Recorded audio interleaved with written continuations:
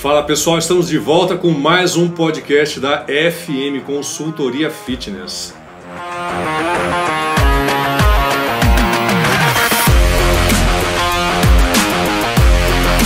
E aí, Esther, Martini, Rafa, França, beleza, meus Alex? Amigos, como é que vocês estão, gente? Tá tudo bem? Tudo certo, tudo jóia. Feliz de estar aqui mais uma vez. Muito bem. Desde o nosso último podcast, nós tivemos ali alguns novos seguidores nas nossas redes sociais. Estamos começando esse projeto tão bonito da FM Consultoria Fitness. Agradeço uma vez mais pela oportunidade que vocês me deram de participar junto com vocês, que eu sei que é um sonho de vocês e é um sonho, né, para ajudar as outras pessoas. Então é um sonho que se sonha junto, como dizem por aí, né? Vocês estão bem? Vocês têm novidades? Como é que tá, Esther? Tudo certo. Hoje estou sabendo que tem um tema que a gente gosta bastante de discutir, então ansiosos. É isso, tudo bem também, estudando bastante, trabalhando bastante, como sempre. E, cara, é o que a Esther falou, animado, ansioso para abordar isso, para falar sobre esses temas, porque a gente sabe também que a gente tá levando uma informação que consegue ajudar um pouquinho as pessoas no dia a dia. Como é que tá o neném, Rafa? Conta pra gente. Cara, tá 220 volts, né, cara? É? 220 não desliga volts. Nunca? Não desliga, moleque é super ativo. Mas legal demais, cara, porque é uma puta de uma experiência e pra gente ter uma criança assim que é muito ativa, é interessante de estimular. Então a gente consegue direcionar ele para algumas coisas que a gente acha saudável, que a gente acha que vai contribuir com o desenvolvimento dele, e é uma experiência única, assim, ímpar, muito legal. Já que você está falando nisso, né, é um tema interessante, porque hoje em dia a gente tem aí os digitais influencers, né? A gente já falou no outro episódio do guruzão do fitness e tal, mas tem o guruzão do marketing digital, o guruzão da beleza, o guruzão da fotografia, o guruzão do vídeo, o guruzão da estética, o guruzão de tudo, né? Temos gurus. Sim. E a gente está toda hora influenciando e sendo influenciado, né? E com o filho é mais importante ainda, né? Totalmente, E a gente fica bastante atento com isso, porque... cara, o tempo todo, às vezes você não coloca nada que vai expor a criança a esse tipo de influência, né? Influência digital, vamos dizer assim. Mas o tempo todo em algum lugar tem, né? Até o vô e a avó também tem celular, quer mostrar um videozinho, quer mostrar alguma coisa. Então a gente, lógico que não coloca numa cápsula, mas tenta ensinar ele também a selecionar um pouquinho os conteúdos que ele vai ver, que ele vai aproveitar, para dar essa autonomia para ele escolher também. Meus influencers favoritos eram meus avós, né? É legal ter avô, né? Ter vó, tá? Eu não tive avô, tive vó, que me influenciou até os 12 anos de idade, né? A avó faz tudo o que a gente quer, né? Mas vamos lá, gente, vamos entrar no tema aqui, porque o pessoal está interessado em saber a respeito de mais qualidade de vida. E hoje o nosso podcast, ele vai ter um tema bem abrangente, que é da área de especialidade de vocês. Então a gente recebe as nossas perguntas no nosso Instagram, nossa audiência manda. Tem algumas que vocês têm também, trazem de alunos. Então o tema é musculação um pouco mais geral, porque muita gente tem dúvida. A gente vai falar mais sobre musculação acima de 40, musculação para pessoas que têm algum tipo de limitação, musculação para pessoas lesionadas, ou atividade física em geral para pessoas que têm algum tipo de problema. Mas hoje a gente vai fazer esse geralzão para tirar as principais dúvidas da galera. Vamos fazer isso aí? Bora, vamos lá. Então beleza, eu vou abrir aqui as primeiras perguntas que a gente recebeu aqui. Que a primeira é a seguinte, Estherzinha Martini, olha só, consigo ter resultados sem fazer musculação? A gente sempre tem que pensar que depende do tipo de resultado que você busca. Mas tem um negócio que parece até clichê um pouquinho, mas é importante a gente ressaltar. Constância vai ser o mais importante. Então, você escolher uma atividade que você consiga se manter nela, goste, tenha prazer, ou que a gente acabou de falar de família, consiga unir, às vezes no sábado e domingo, vai fazer a caminhada em família, vai levar o filho passear. Então, unir isso na sua rotina, conseguir acertar tudo certinho na sua rotina, é o mais importante para você conseguir manter a frequência nessa atividade. Vocês têm muita dificuldade com o aluno que mantém a consistência? Porque parece que às vezes quando a pessoa contrata um serviço de uma consultoria ou de um personal trainer, a pessoa muitas vezes está pagando para ter o compromisso. Você sabe que tem isso, né? Tem aluno que está ali pagando para, assim, putz, eu tenho um compromisso, então eu vou. Então é uma forma da pessoa se obrigar a se exercitar. Tem muito isso, Rafa? Tem. A gente percebe, são dois os principais motivos. Um é esse que você falou, olha, eu é a minha forma de ter disciplina, né? Então, ter o compromisso com um profissional que vai estar lá, que vai me orientar, é a minha forma de ter disciplina. E a outra é a questão da confiança, né, e da segurança de fazer algo. E a gente percebe que muitas pessoas têm medo de fazer errado, têm medo de se machucar. Então, esse outro motivo é pagar um profissional para ter a segurança e a confiança de que o que aquela pessoa vai estar fazendo é algo que vai trazer mais benefícios do que malefícios, né? Então a pessoa tem muito medo dos efeitos colaterais do treinamento, que, cara, não vamos mentir, pode ter, né? A gente precisa ser bem realista, pode ter efeito colateral do treinamento. Assim como pode ter um efeito colateral de você fazer uma caminhada na rua também, né? Você tem os benefícios daquela atividade e tem possíveis efeitos colaterais. Esse outro segundo motivo, a gente percebe que também é um motivo que faz muitas pessoas procurarem essa orientação, né? Além da questão de ter a disciplina e o compromisso marcado lá com um profissional. Legal. E estatisticamente, eu acho que o exercício resistido é um dos que tem menos risco de lesão, né? Porque você tem movimentos muito controlados, me parece que jiu-jitsu, as lutas, né, em geral, artes marciais, ou até mesmo o crossfit, né, que é uma modalidade relativamente nova, embora já exista há algum tempo, é relativamente nova para o afegão médio, né, o cara que está lá começando a se exercitar e tal. A musculação ele tem menos risco, né? A musculação de fato é um ambiente onde você tem tanto já mais estudos sobre aquilo, então você tem uma bibliografia muito grande, muito extensa sobre musculação. Hoje você já tem bastante conteúdo que é consistente, bastante conteúdo que é muito bem estudado sobre a musculação. Então, além disso, você também tem um ambiente, como você falou, completamente controlado.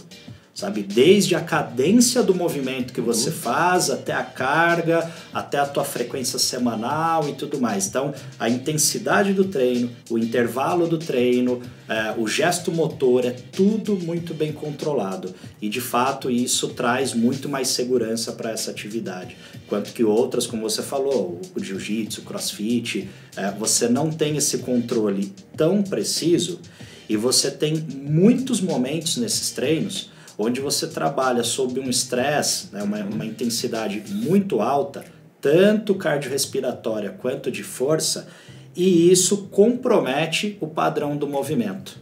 Tá? Então você está numa alta intensidade, está cansado, está fadigado e continua executando aqueles movimentos com essa fadiga, você muito provavelmente vai ter perda da qualidade técnica enquanto você faz, e aí sim você pode ter uma chance maior de se machucar. Legal. Então, por conta disso, a gente tem uma pergunta aqui, falando de outras modalidades esportivas ainda, né, que buscam trazer mais qualidade de vida, que é a respeito do Pilates. Então, a nossa cliente aqui, a nossa aluna aqui perguntou, se eu fizer Pilates, eu preciso fazer musculação também? São complementares ou são excludentes, um ou outro?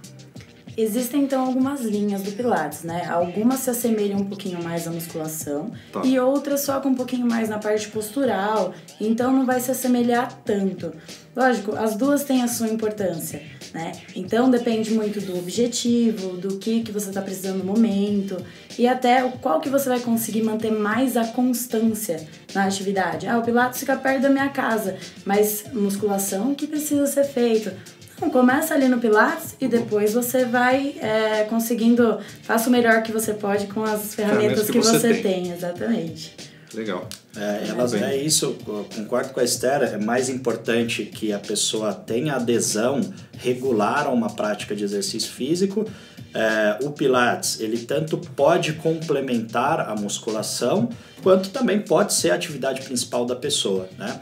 Mas, só reforçando o que a Esther colocou, que tem linhas e linhas que profissionais que trabalham com Pilates seguem, e tem linhas que vão se assemelhar mais ao treinamento resistido, né, a musculação, e tem outras linhas que não vai ter uma intensidade tão alta de força, e também não vai trazer alguns benefícios que a prática regular da musculação pode trazer, tá? Então só precisa ficar de olho nisso. Tá. Quantas vezes, no mínimo, a pessoa tem que fazer musculação na semana para ter algum tipo de resultado? Quer ser estético, quer ser de ganho de força? Como é que funciona?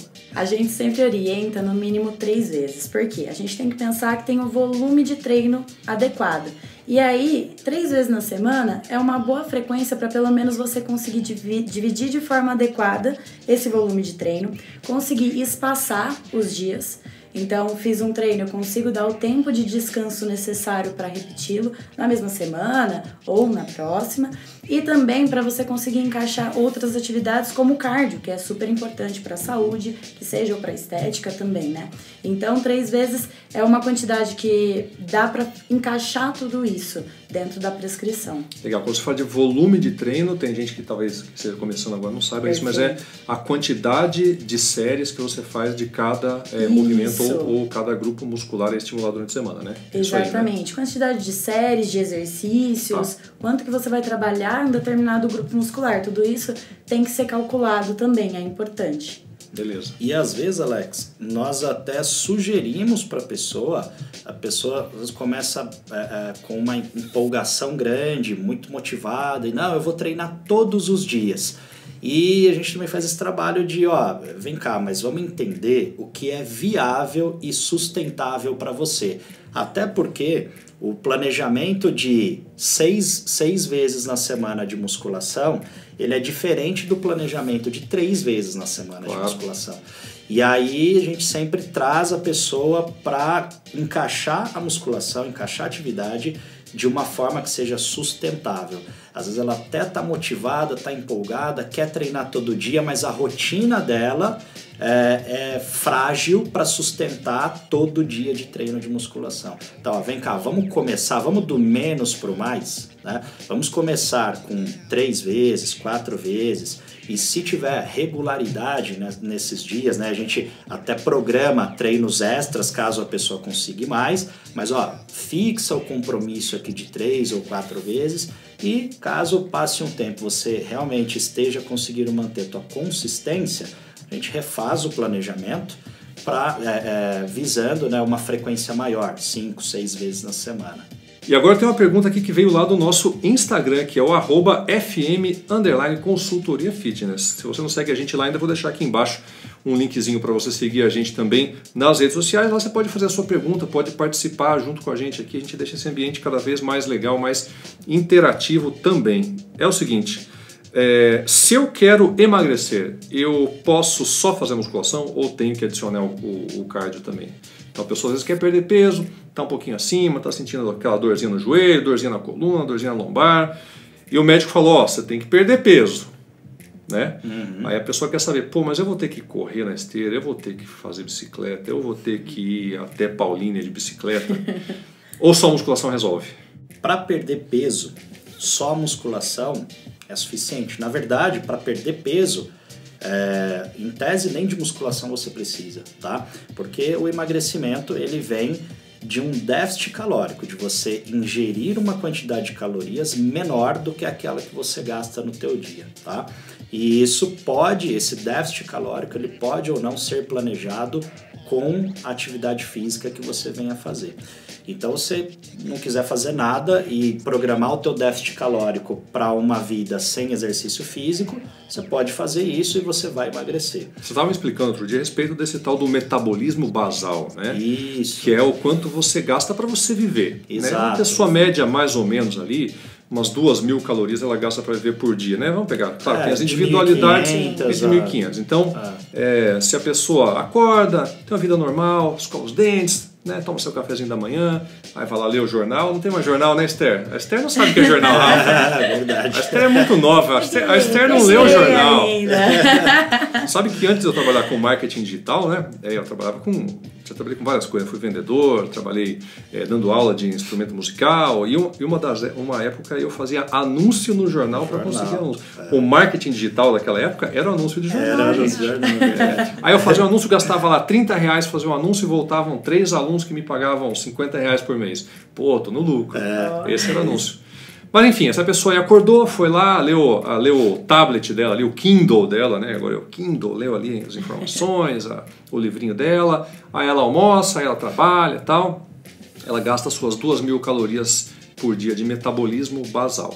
Aí a pessoa vai fazer um exercício físico. A pessoa vai para a academia, então ela vai gastar lá mais 200, 300, 400, 500, enfim. Então, é possível emagrecer se a pessoa não fizer exercício, mas se ela consumir menos do que essas calorias do metabolismo basal dela. É isso aí? Exato.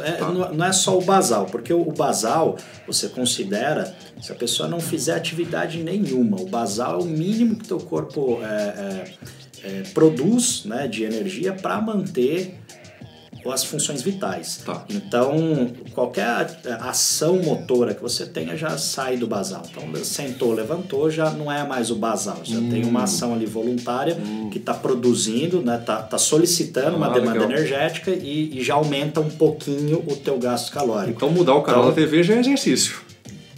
Talvez. É uma atividade, não é um exercício. E aí, então, é possível. Mas a grande questão tanto a musculação quanto o aeróbio, são atividades que não devem ser olhadas para essa finalidade. Vou fazer musculação para emagrecer. Ela ajuda no processo.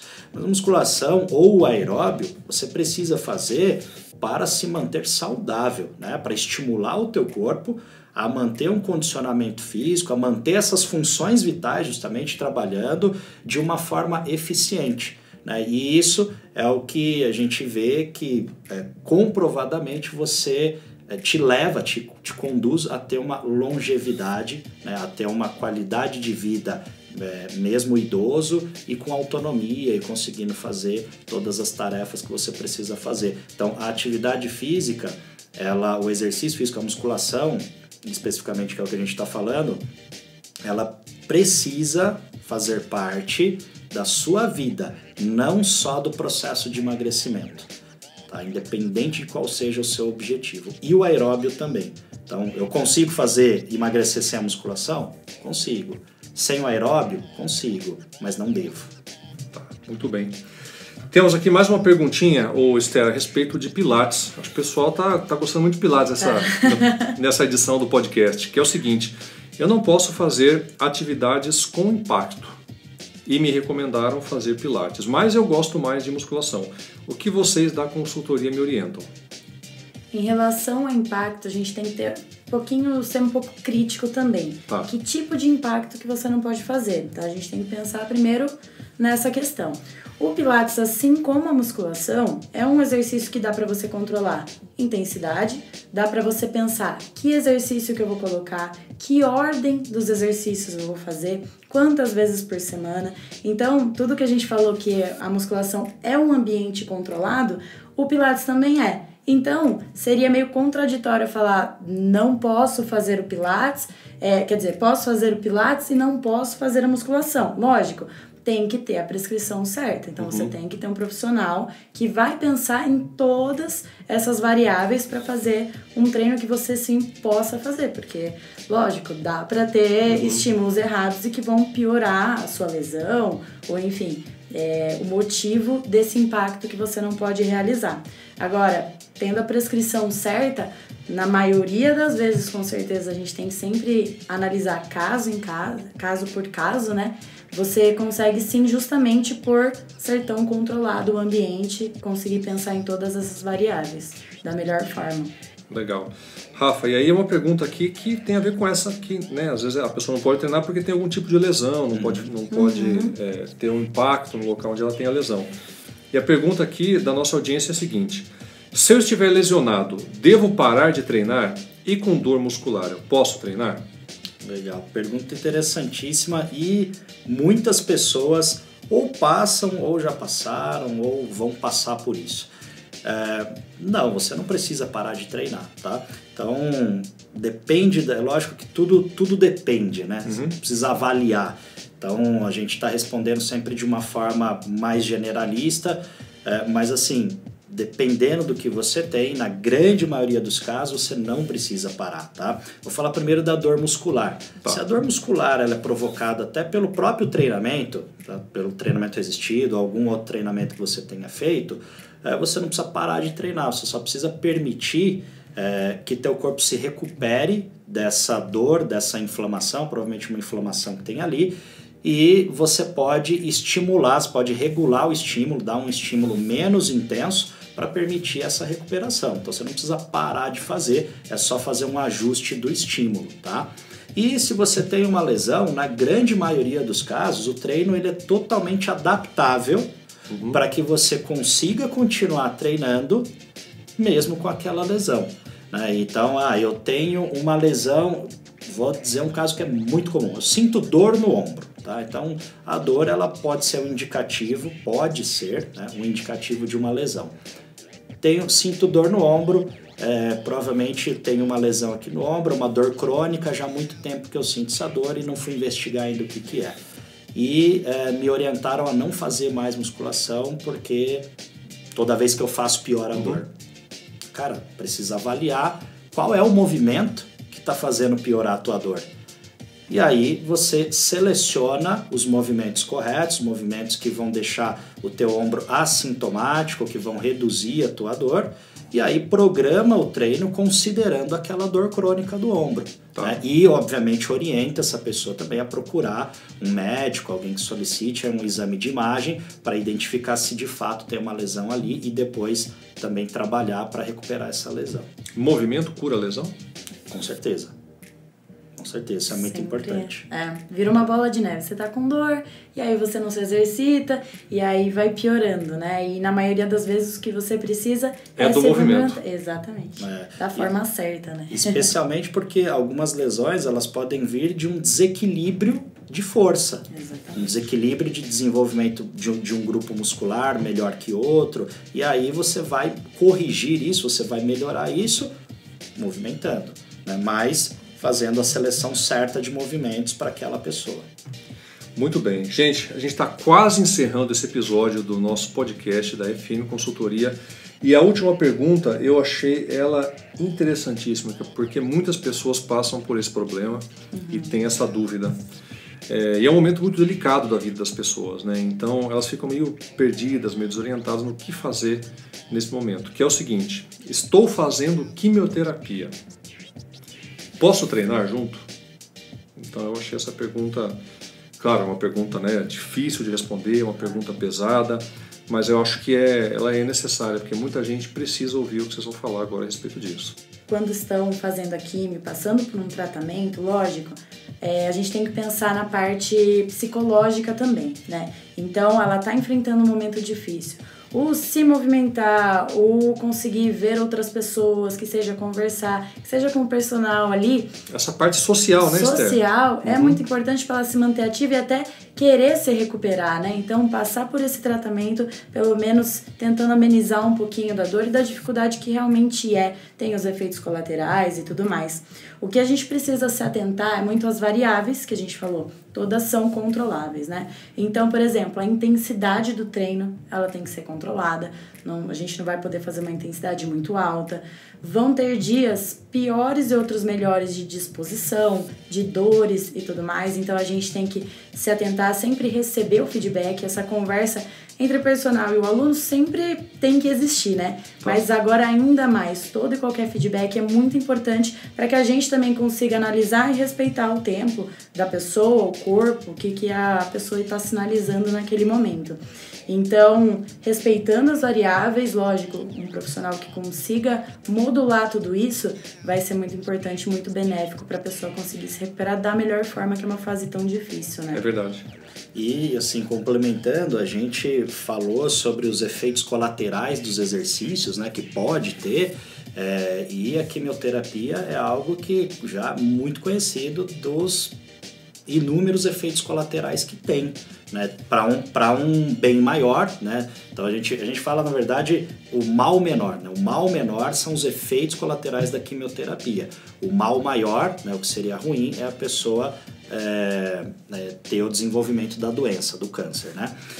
Então, o exercício físico, ele ajuda a minimizar os efeitos colaterais da quimioterapia. Então a importância dele durante o processo é fundamental para que essa pessoa consiga atenuar, consiga reduzir os colaterais do processo, do tratamento, né? E consiga se manter com autonomia, consiga ter ainda um bem-estar, uma qualidade de vida para fazer as tarefas diárias que ela precisa fazer.